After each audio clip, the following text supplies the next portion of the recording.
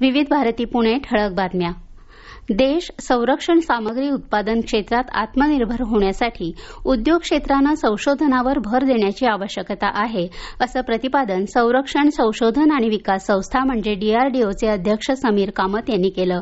डीआरडीओच्या वतीनं पुण्यात संरक्षण क्षेत्रातील उद्योगांसाठी काल एक विशेष कार्यक्रम आयोजित करण्यात आला होता. यामध्ये 150 उद्योग सहभागी झाले होते.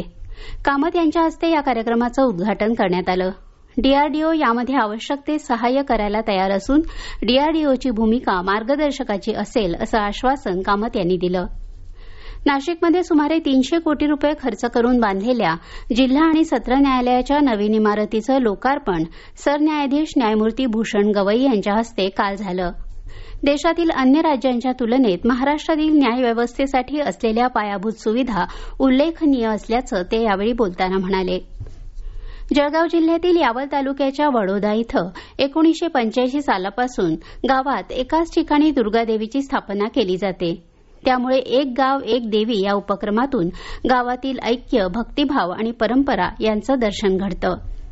अमृत भारत योजनेअंतर्गत उधना ब्रह्मपूर दरम्यान धावणाऱ्या अमृत भारत एक्सप्रेसचं काल नंदुरबार रेल्वे स्थानकात मोठ्या उत्साहात स्वागत करण्यात आलं.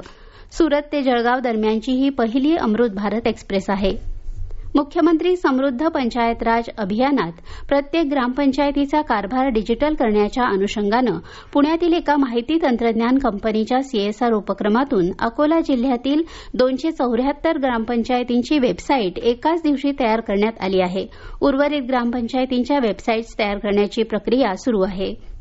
बीड जिल्ह्यात संपूर्ण कर्जमाफी करून ओला दुष्काळ जाहीर करत सरसकट पीक विमा देण्याचे आदेश सरकारने द्यावेत, अशी मागणी शेतकरी नेते डॉक्टर अजित नवले यांनी काल पत्रकार परिषदेत केली. या होत्या आतापर्यंतच्या ठळक बातम्या. यानंतरच्या ठळक बातम्या सकाळी 10:50 वाजून